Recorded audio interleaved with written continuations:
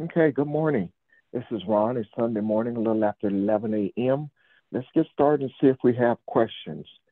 Uh, just a brief week recap of yesterday. We talked about a number of things yesterday, but we everything mostly though centered on sacrifices. And Barbara opened us up talking about some of the terms we know, the living, sacrifice, and dying daily, and defining it as drawing near to who we truly are, drawing near to the Creator. And we went into a question that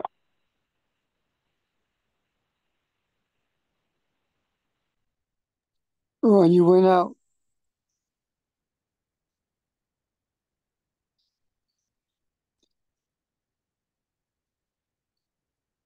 Uh, Ron was asking about questions before we lost him.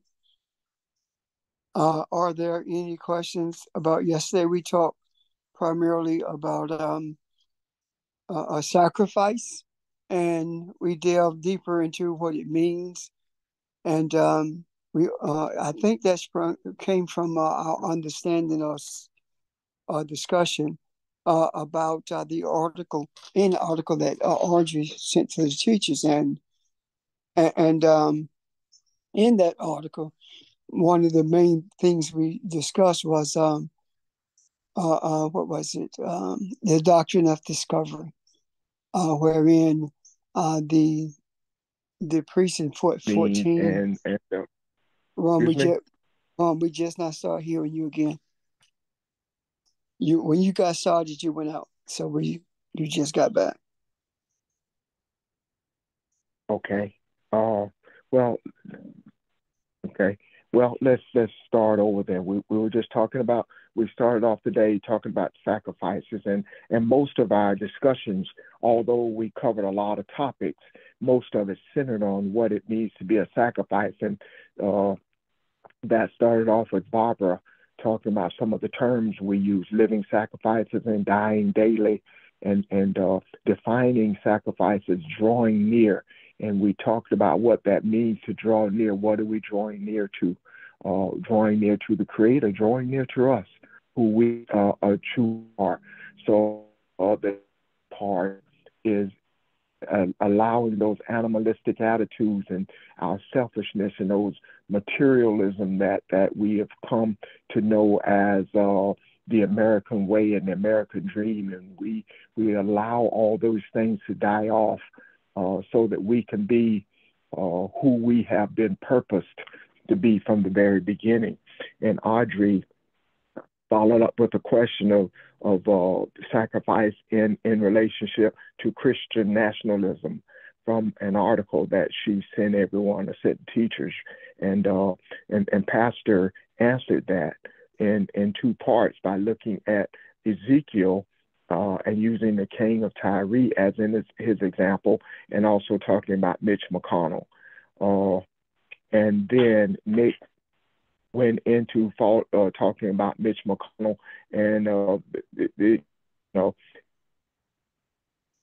attitude and that spiritual stagnant attitude and the mindset and then willingness to change and what happens when all of that dies away. So we went into that some yesterday, uh, and again, we a lot was discussed, and I'm sure I'm missing some of it. Uh, Part of a question was asked because Nick asked something about the baby boomers, and Nick explained that that represents the attitudes and concept that say fail to see everyone, fail to see the equality of the inclusion of everyone, and how we don't have a balance because of that. So, and part of that, part of this is in my own words. So, if anyone want to give more detail or anything, feel free to do so.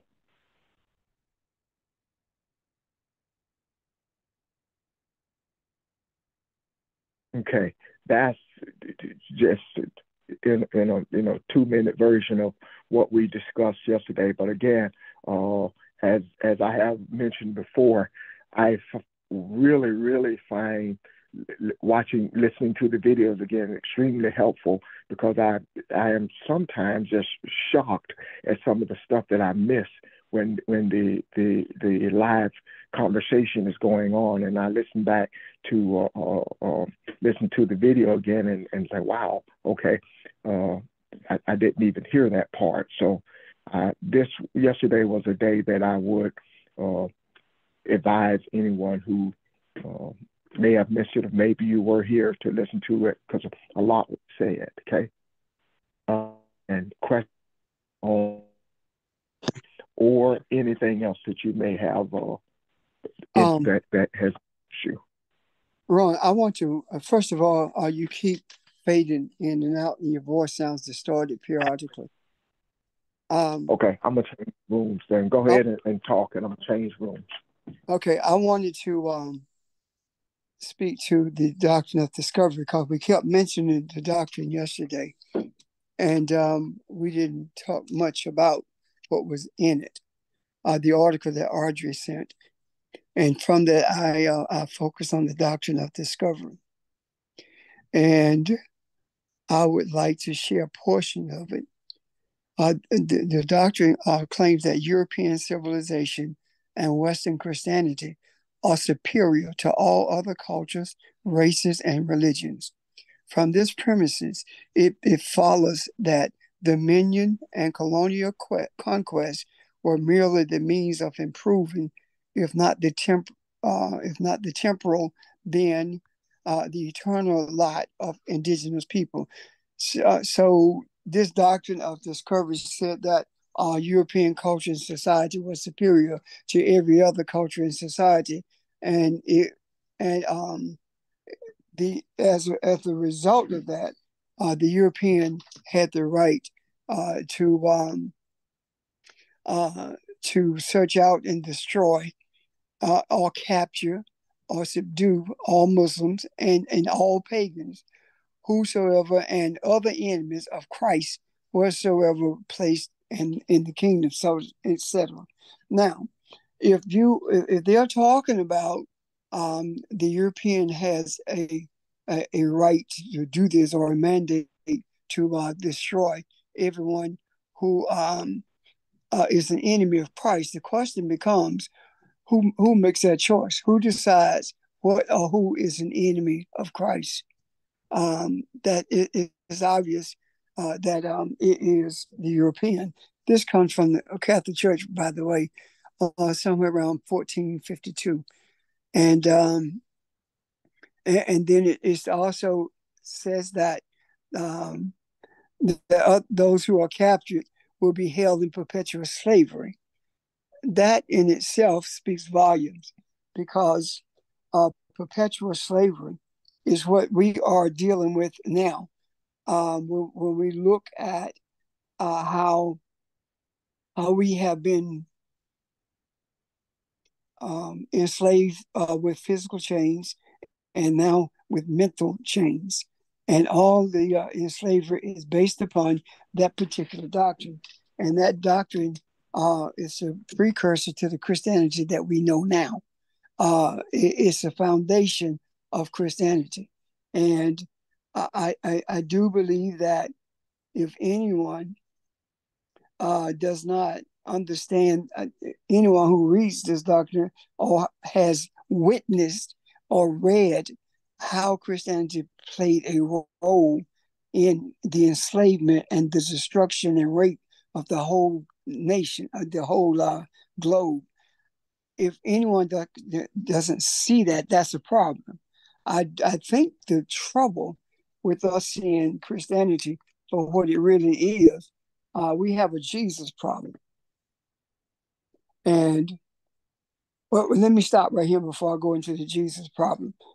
Any questions or comments about that? Audrey, you brought the article to our attention. Is there anything you would like to add to that?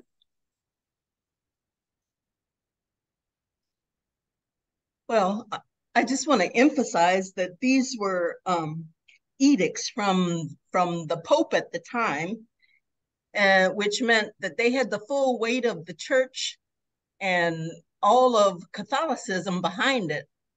So, and they've never been repealed or anything.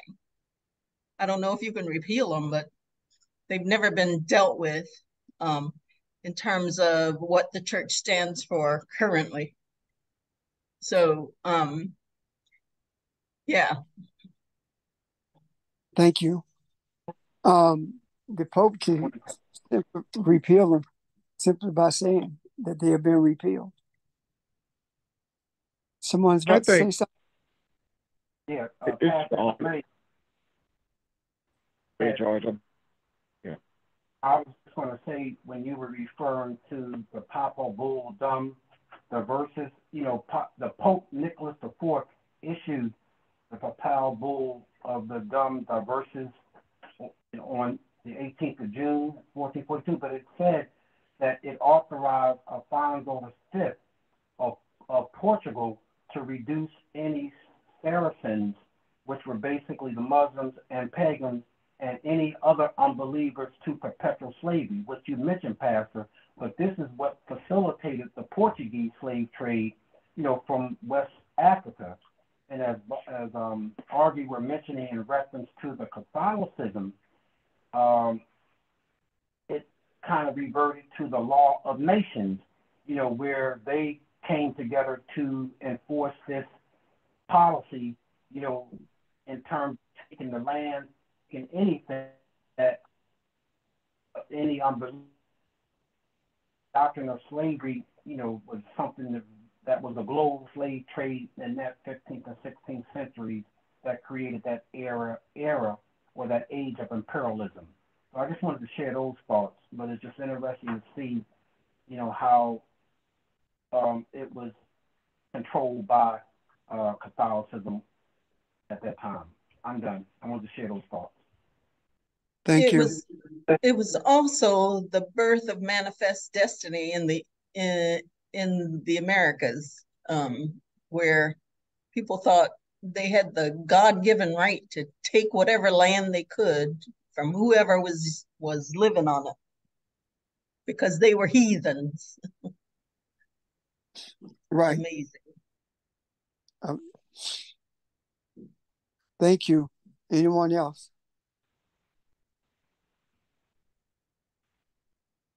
When I say that we have a Jesus problem, and that is the reason it is so easy for people to embrace and hold on to and feel guilty about releasing Christianity. We have too much of Jesus, but not enough of Jesus. What I mean by that is this. We have too much of Jesus based upon the doctrines that we mentioned earlier, or just a few moments ago. We have been indoctrinated so deeply with Jesus until we are very uncomfortable when it comes to denouncing Christianity. Even after reading doctrines such as this and seeing with our own eyes how Christianity justifies or seeks to justify the enslavement, the murder, the racist antics of not only the church, but the government itself. The church, the Christianity hides behind the government.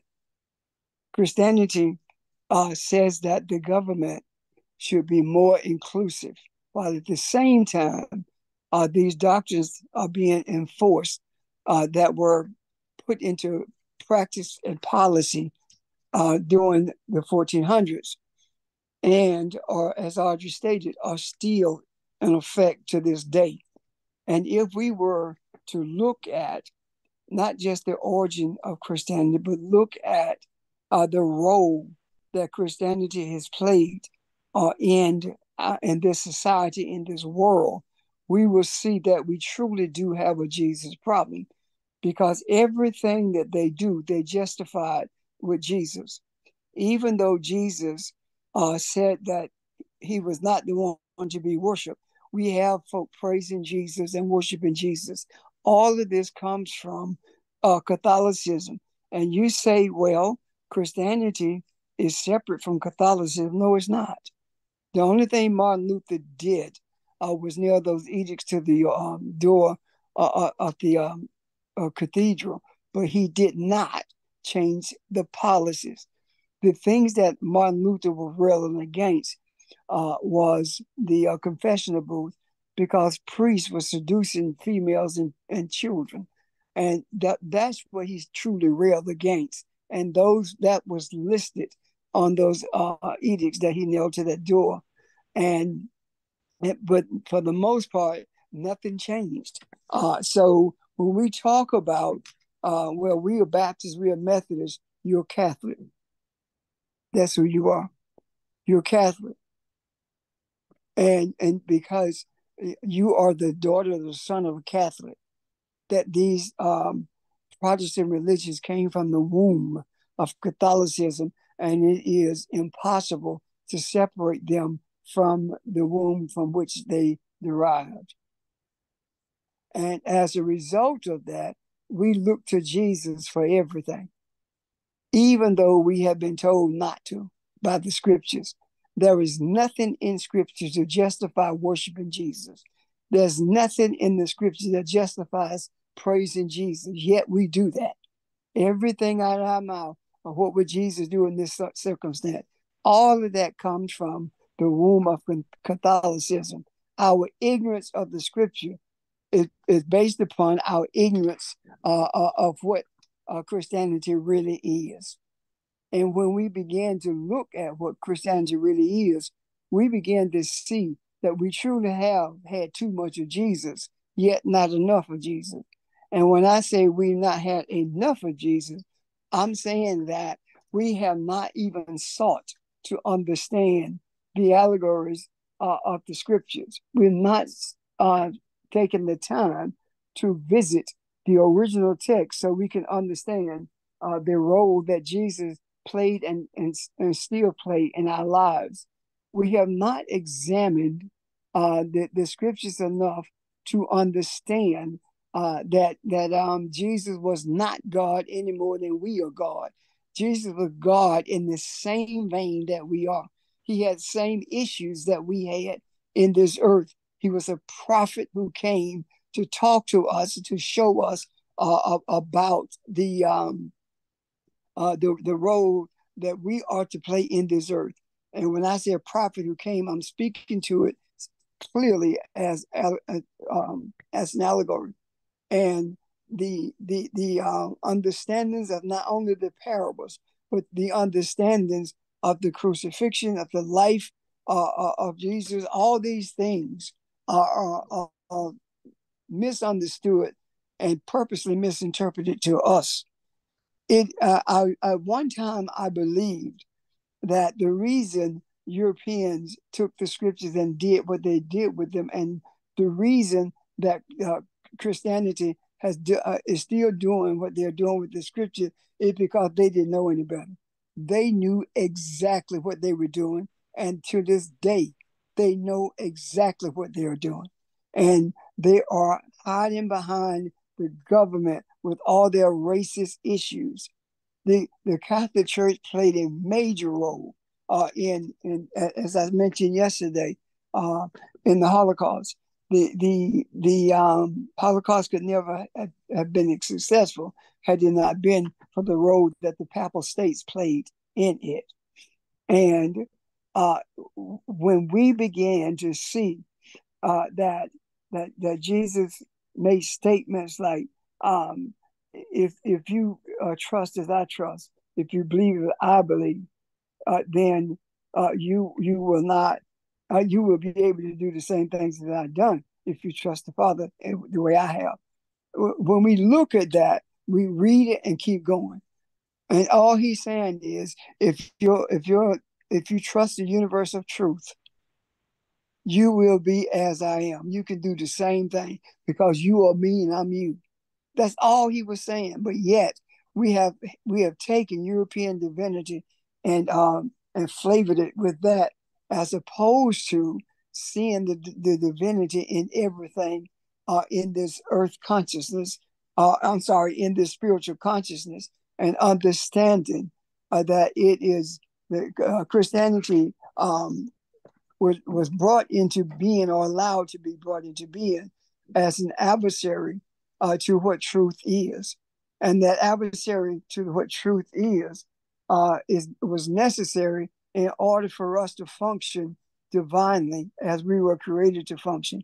And in functioning as divinity in this earth, then we would be able to bring Europeans to a place where they could where they not only understand the true essence of the scripture, but understand the true essence of humanity. Period. Understand the idea of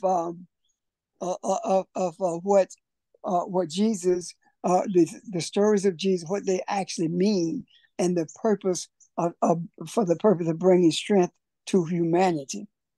When I looked at the understanding of hell from the Aramaic, I see something that talks to me about the Aramaic meaning of it having it means to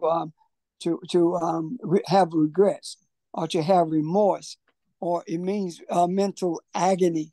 And you say, well, the Caucasians in charge of this world don't have any of that. And you're right. There are some who do, but those in power do not. They don't regret. They have no remorse. So you say, well, then what is hell to them? Well, the only way that they will have remorse and regret is that their eye is open. And as long as we follow the edicts of Christianity, the eye of no one will be open. However, when we follow what the methodology that was used to open eyes in the Old Testament, what we call the Old Testament, as well as the New, we will begin to see that we are able in this earth to bring those of European descent to a place of regret and remorse. They were mental agony, and that was shown in a very vivid way when George Floyd was murdered. So the possibility is there, but it's more than a possibility. The reality for our being in this earth is to bring Europeans in particular and everyone else to a place of spirituality, as opposed to allowing them to remain in a place of greed that was established by, as Audrey mentioned, the manifest destiny in this nation, which is based upon the doctrine of discovery from Catholicism. So if you hold on to, and I reiterate this, if you hold on to being a Christian, then you are holding on to the same racist doctrines that establish Christianity. Questions or comments? I'm done.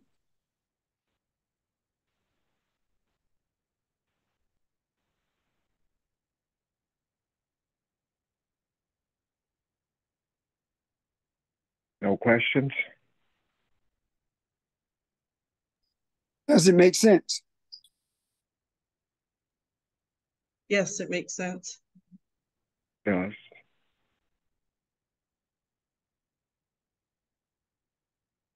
Yes. And let me ask. Sorry. Go ahead. Go ahead. I'm a little surprised there aren't more questions, because I still have some myself. I just haven't fully formed them. And maybe that's what everybody else is still processing too. So you're saying we should not hang on to Christianity, quote unquote, as it's defined by the Catholic Church, but we should search for ourselves through the scriptures so that we know who we are and abide by the scriptures as opposed to Christian ideology. Absolutely. See, when you say Christianity as defined by the Catholics, all Christianity is defined by the Catholics because they're where it came from. There's no Right. Christianity. Right. There's no scripture that speaks of Christianity at all. It talks about being messianic, but it doesn't speak of Christianity and its doctrines at all. And in doing so, we also, in order for people to begin to see that they don't have enough of Jesus, they must be taught that what's truly taking place in the books, what's truly being spoken of. However, in order to do that, we, all 13 in particular, all of us as teachers must realize something. We are not teaching each other. We are teaching everyone.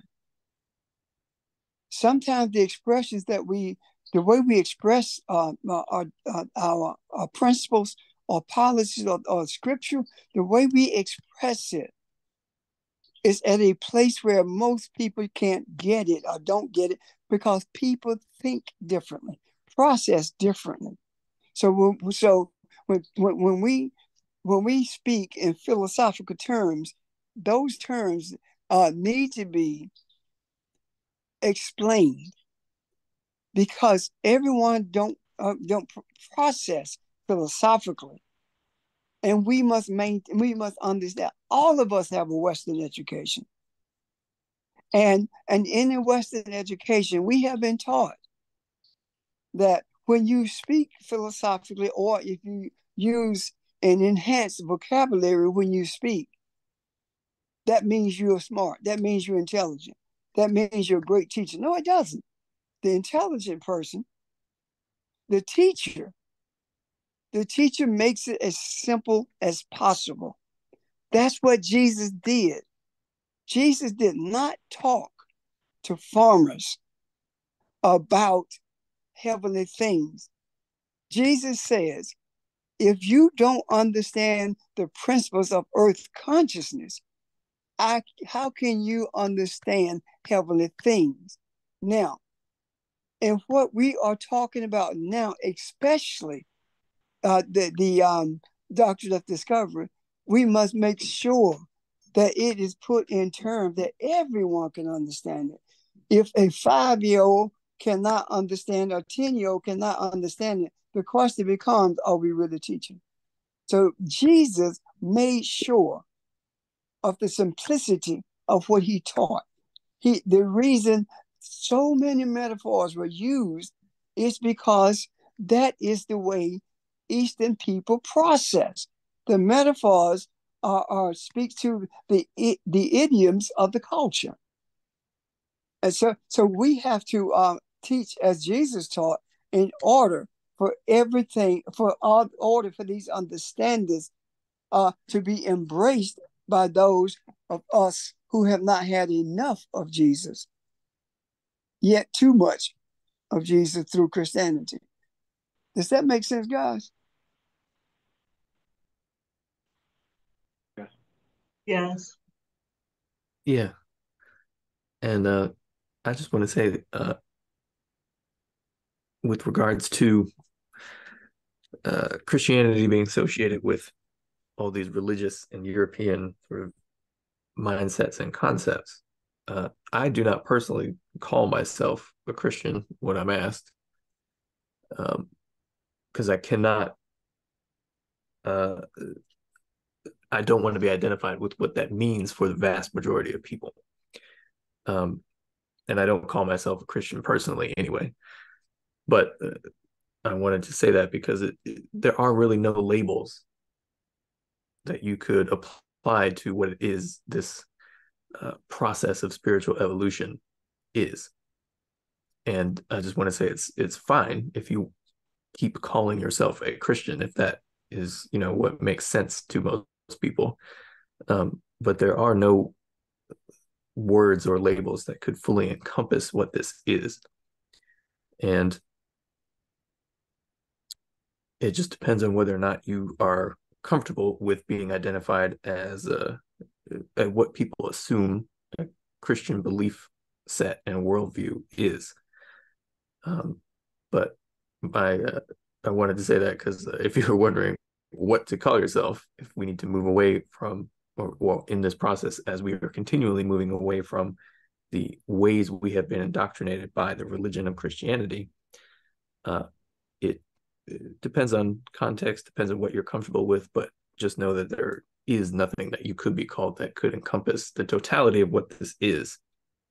And it is sort of explicitly a religious thing, or sort of religious way of thinking, to have the need to put a label on what it is for the purpose of sort of intellectually capturing it in a way, because it cannot be intellectually captured, and it doesn't really need to be, except for where it aids explanation or to make it simple for other people to understand. Thank you. Thank you. Anyone else? I think the difficulty in this is, as Audrey said as well, when we start off, surprised we don't have any more questions. This is something that is embedded in us, and it is liberating when you see it. Why can be a little bit, I suppose. It goes to under the discussion of sacrifices that we've been talking about, and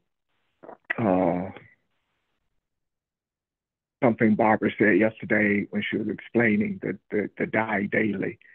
To me, I took that to understand the importance of our meditations and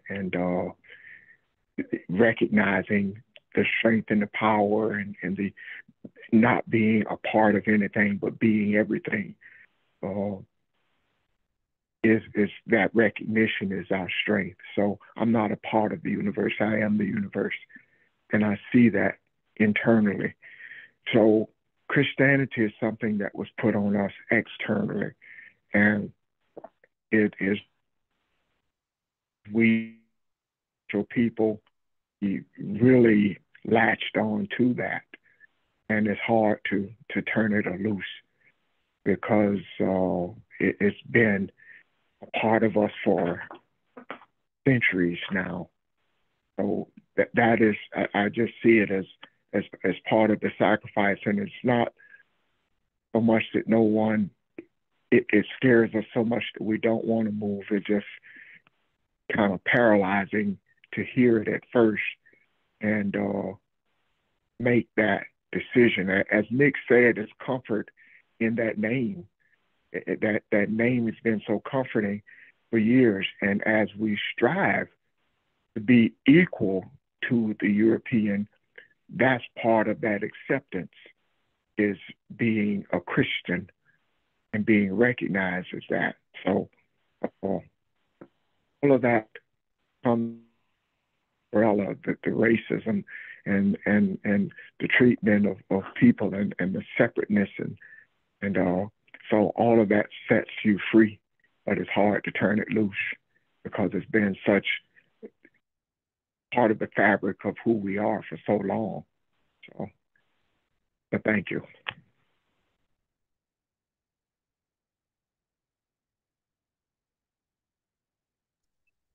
Are there further comments or questions? Hey, Pastor, I have one question. Yeah. My question is, there's a lot of denominations out there. And when most people, I say me, when they approach me, they want to know the denomination. And either you're a Baptist, a Methodist, a Catholic, you understand what I'm saying? I do all that right there. So, explain that then for me, Pastor. First of all, they approach you because they are quote unquote missionaries. When in essence they're proselyting. What that means is that they're trying to increase their numbers. This has nothing to do with missionaries. The place that's, if you look at missionaries for what they're supposed to be, the place that needs missionaries the most is America, because of the poverty, and because of the way that that people are treated homelessness in this country.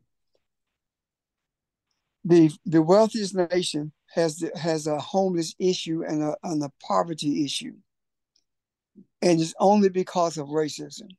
It's not because of anything else other than racism. I think it was Craig I was talking to a couple of weeks ago, and he made an observation. He said that to me.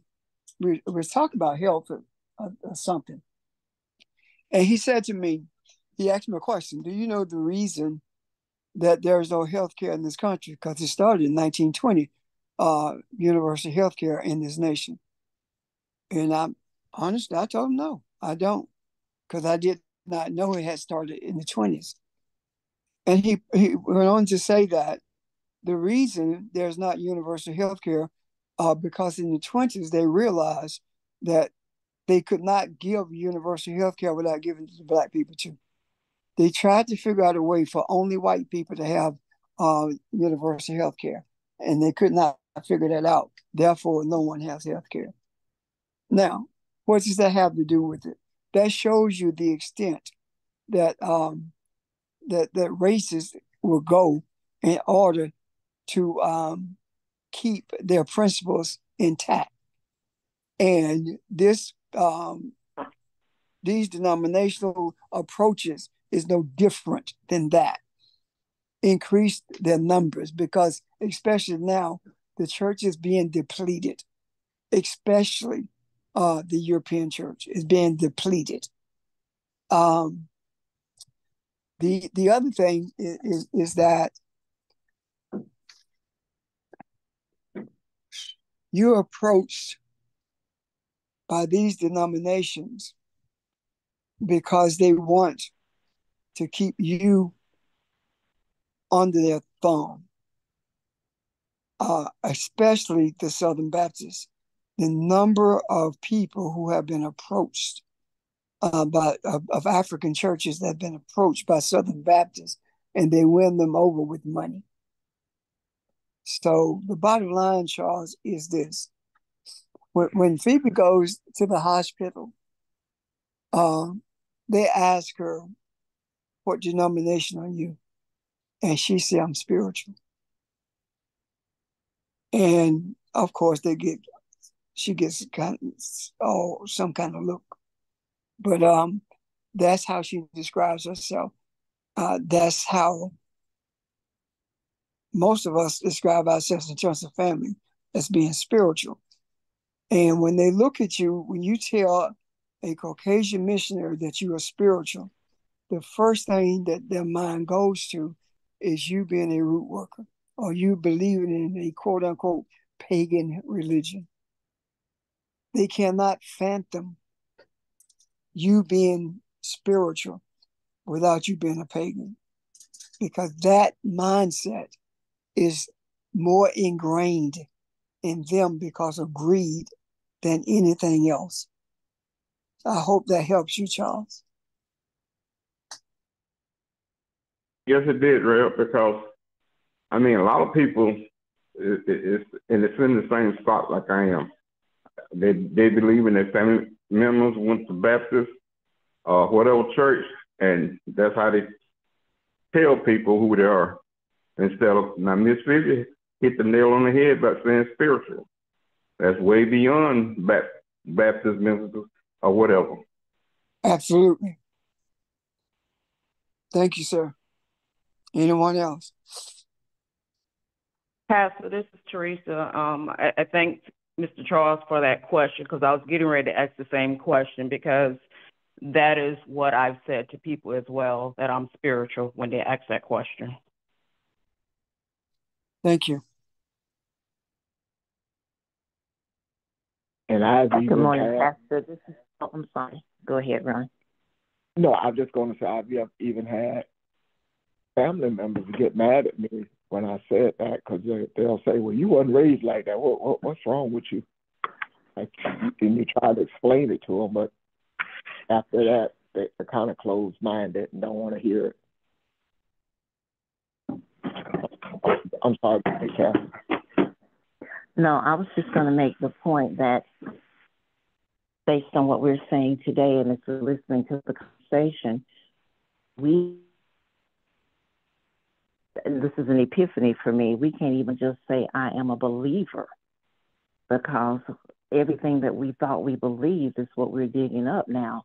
And so the only answer is, I am spiritual, because, you used to think, well, if I can say I'm a believer and I don't want to be, that won't make me a Christian, but it's beyond being a Christian because I'm a believer.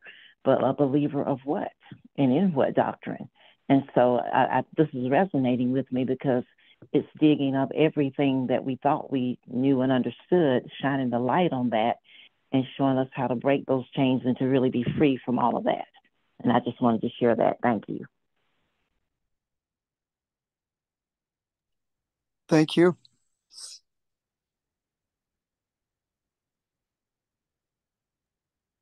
The reason, and like I said, I think you should do what you're comfortable with, but the reason I cannot identify myself as a Christian because that belief or that only means one thing, and that is you believe you will go to hell if you do not think Jesus, the physical man, the creation of the sort of Catholic and later on Protestant church, is the sort of salvation of everyone from hell. It doesn't mean anything other than that.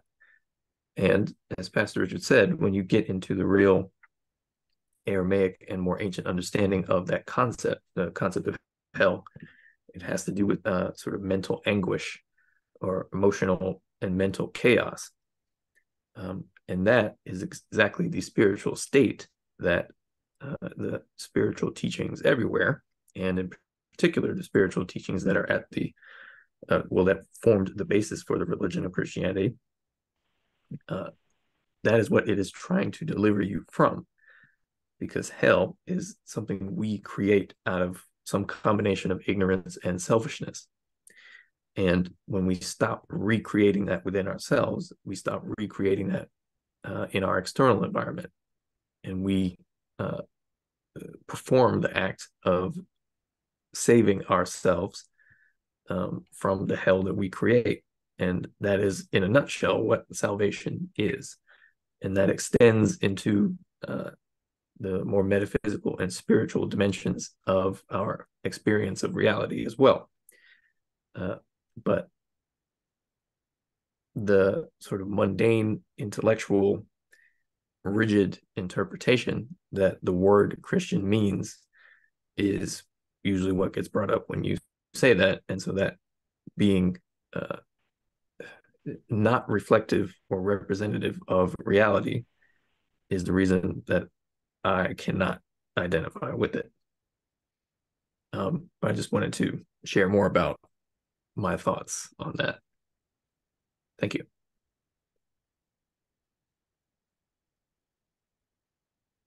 Thank you, sir. Ron? Thank you. Anyone else? Any other questions or comments?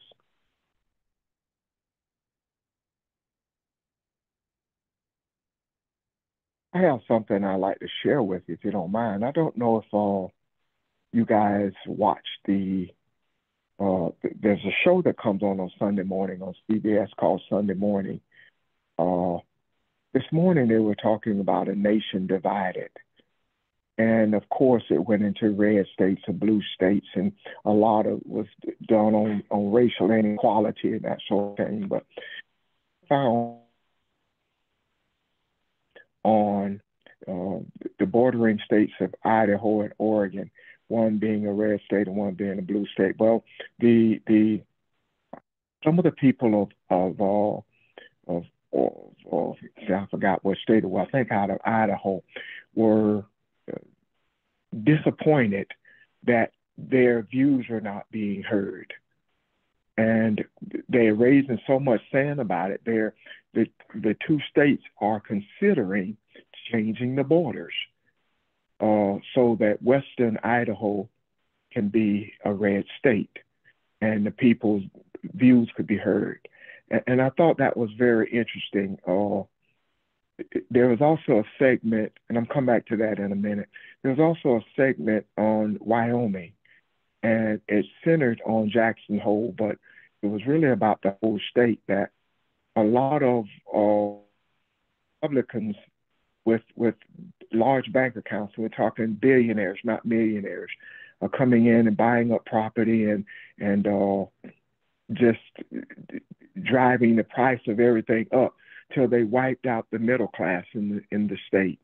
So a lot of people that are poor are saying, "What about me? What? Nobody hears my voice." And I just thought in those two segments that it was very interesting that this has been the cry of people of color since the beginning of this nation. But now you're seeing increasingly a number of Europeans feel closed in and not having their voices heard, or their piece of the pie is shrinking. And they had other examples on there as well that I just thought that was. There was one more part there that I really, and I'm reading this article now. There was a group that I have to admit I did not know about this group. They were called the Wide Awakes, the Wide Awakes, and they were in the 1860s, and it was a youth movement in politics, and it was the Wide Awakes who are championed, if you will, for lack of a better word, was getting Abraham Lincoln elected. But they existed in every state, and they were youth who were anti-slavery and anti-everything from the good old boy establishment. And they just went around, they marched at night with torches, and they scared the devil out of everybody. But, in some places, because they're going to be attacked. Interesting to look at the history and what is being repeated now in our nation, because I had never heard of the Wide Awakes, and I just thought that was interesting. And if you care to go and read about it, that's what they were calling, and there's a couple of articles out there on Google. Okay, but thank you. Hey, Ron, is that another name for woke? Yeah, exactly. So I'm saying I never heard that before. But if you Google 1860 Wide Awakes, there are articles out there about them. I just wondered, what I was looking for is how did they choose that name? And I did not see that. Maybe I didn't get far enough into the article I was reading. But I thought that was interesting. The name is intuitively chosen because when human consciousness seeks to do the thing that it always wants to do, which is evolve, grow, heal, balance itself, and change, it draws from our sort of spiritual reservoirs. And the wide awake has to do with opening the eye, of course, which is opening the third eye, the pineal gland, etc. So these cycles of consciousness always repeat themselves as long as the same external or exterior pressures are put on consciousness. So we should have been more evolved as a society a long time ago, but because those in power sought to, first off, they identified the threats to their own power, and then did what they did to undermine it, to destroy it. But we should have had a much more evolved society a long time ago, or maybe I should say the opportunity was there, just as it is now. And I'm forgetting the exact quote and who exactly said it, but I think it was some president possibly. But it was something along the lines of, if you can convince the poor white man to hate the black man, you can steal from both of them, basically. So the inequality is so bad that even the poor white people are now beginning to resent the rich people. And so it's just another time where the opportunity exists to recognize the true nature of the struggle that we're actually in. And hopefully, and I'm optimistic, and I believe that we will make the right decision, even though we are in a rough transition potentially. But the point is, these cycles come around again because all of our consciousness collectively is seeking at a deep level the same thing. And the opposition to what we are seeking is the things we're all familiar with: greed, desire for power, the desire to remain in power, etc. And until that is addressed on a collective level, that opposition to our spiritual evolution will always exist, and these cycles will repeat until we get what we want. Thank you. Oh, thank you. It was President Johnson, Nick. Thank you.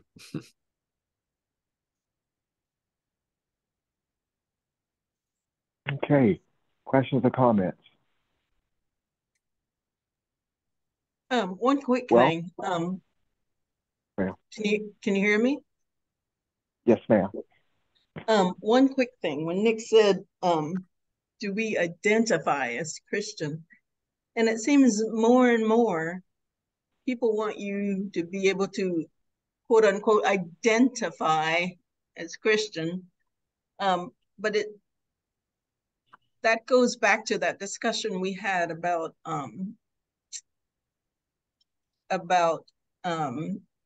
the other week, where Sheldon was saying how in African societies, people didn't just identify as male and female. So there were very many different genders, as it were. So it's almost as if they want everybody to identify as Christian, identify as male or female, to follow the ideological line. And if you don't do that, then if you're not with us, you're against us. So it is all about control. It's all about power. It has nothing to do with real spiritualism, just control and power. Anyway, thanks.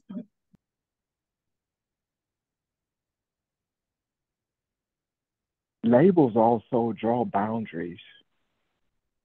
And that's part of the separateness. And spirituality, there is no boundaries, as you were saying about the gender thing. There are no boundaries, and everything is spiritual, and you see that, and you see the collectiveness and the community of everybody. But when I can get you to see or think anyway that you're different than him and he's different than her, and because she likes this one and he likes that one, you guys are different. So I not only can make society see the separateness, I can make you feel inferior because the rest of us. So you're right. I'm sorry.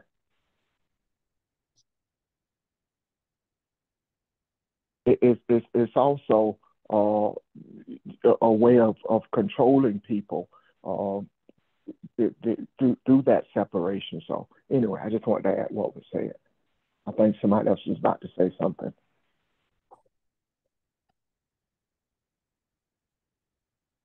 Hello, everyone. This is Sheldon. It also even gets even more even simpler or even closer than that, Ron. Pastor Richard, what's the saying you used to say when we kind of like all together started taking, I guess, on this journey, and it was the closer to God, the less you recognize God? What was that saying? Yeah, that's pretty much it. The closer we get to God, the more ungodly he will appear to be. Yes.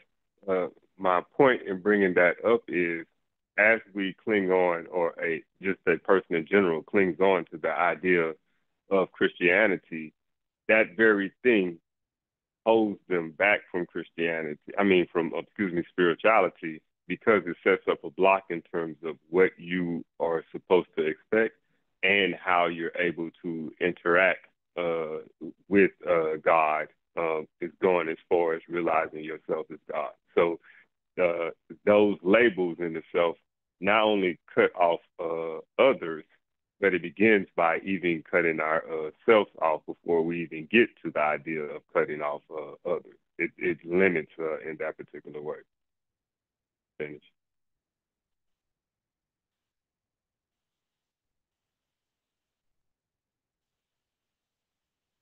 Far pervasive, far more pervasive. Yes, thank you.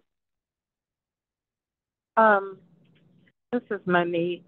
And one other thing I guess, just that I would share, I work a crisis line, and one of my responsibilities is to help connect people to care. So in doing that, we have a software program called Matcher, and so the more filters you have, like I only want a person of color, or I only want a female, or I only want, there's so many filters that it limits your opportunity to get into care. Divided, or the more filters there are, the fewer options you have to help you get into care. The other thing I'll also mention is that one of the things that I also see a trend in is whether you're talking about men or women, when you ask what the biggest preference that the vast majority have when they're seeking care is they want a female as opposed to a male. So a lot of the males have tons of open sessions, but the tendency is, and I don't think it's about the nurturing part, that characteristic, that's what they're seeking out. You're not always going to get a female, but that is definitely the perception. And overwhelmingly, that's our biggest request. And I just thought I'd mention that. If I could add on to that, if anyone else has any questions first, though.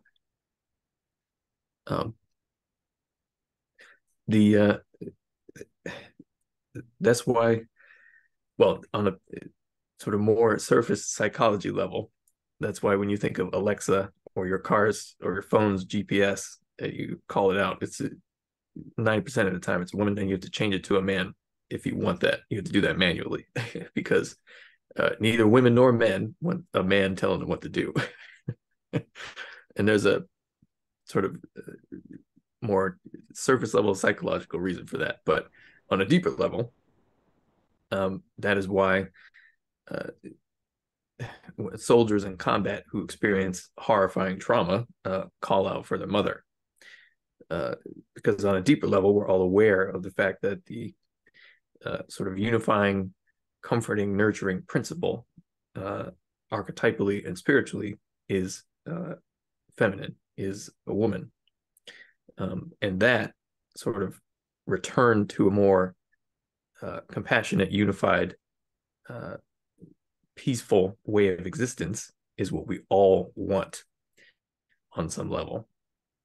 And our recognition of the fact that it is a feminine sort of principle being manifested in nature, in the universe, is partly represented by that. We want the feminine principle to comfort us for a variety of reasons.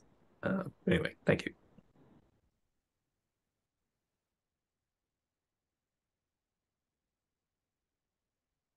Thank you.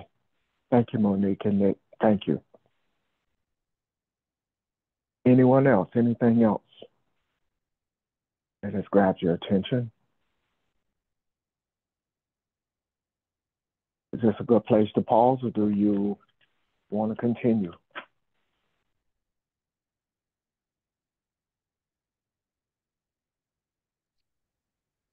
Anyone? Preference? Before we pause, there are two things I want to make us aware of. One is someone needs to know about what I mentioned about tithe. I think it was last week, I'm not sure. The work that we do around the building is not a tithe. A tithe is totally separate from that. Even if you spend money getting the work done, that's not tithe and offering. It's just as simple as that. But the next thing is, today we're supposed to be on with the people from California. And I've already gotten a text message of people who will not be on today. And that I do understand. So if you are planning to be on, great. If you're not, that's great too. I just want to make those two observations. I'm done. Okay, thank you, sir. Pastor, do you have a preference about tomorrow? Oh, yeah, I'm sorry. Tomorrow, we will not meet. Tomorrow, Monday, we will not meet because of Labor Day. Thank you. Thank you for reminding me. Yeah.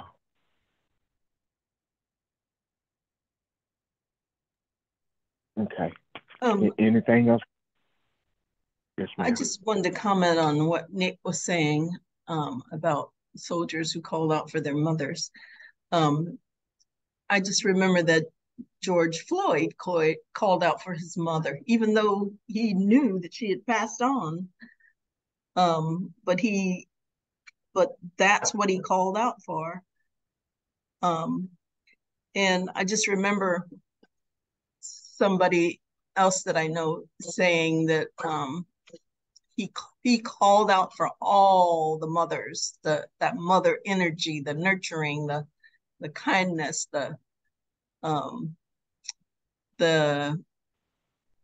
because that's what he wanted to feel as he felt himself, I guess, transitioning. So yeah, everybody wants and needs that particular archetype of when they're in real need. Anyway, thank you.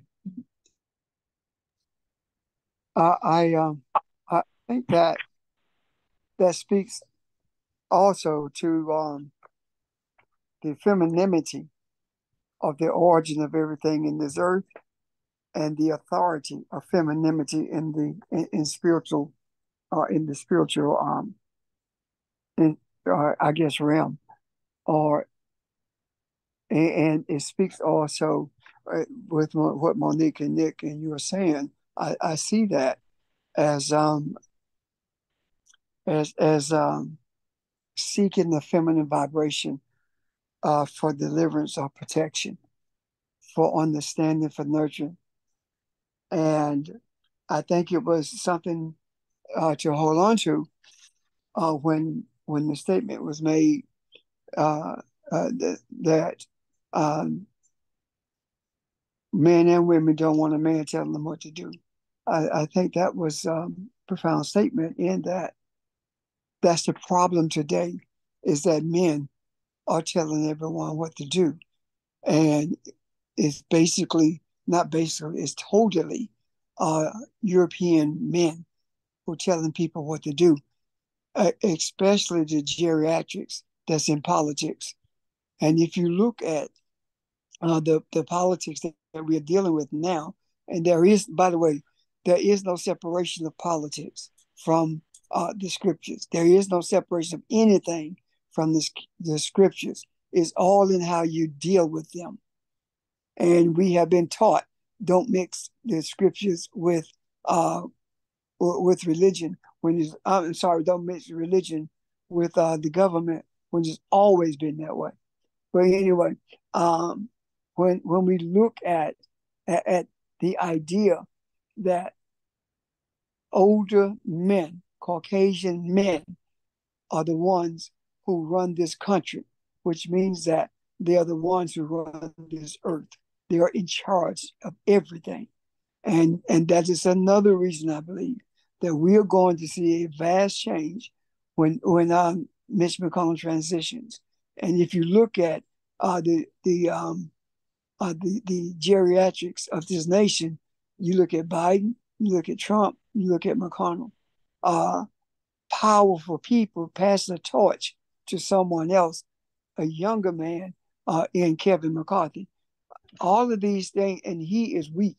So all of these things are speaking to us.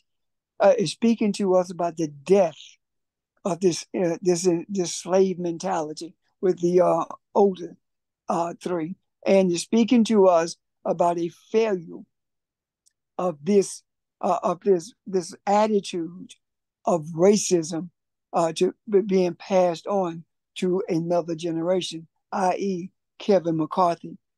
It shows how weak it has become, and the death of those who are perpetuators of it will signify a total death to all of those patterns or policy efforts to keep older white men in power.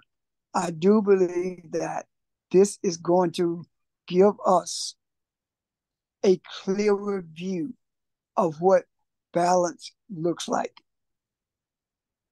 I do believe that it's going to give us a clearer view of who we are. Because when we begin to see these things, we are going to be shown more and more of what we are made of and who we are. Thank you.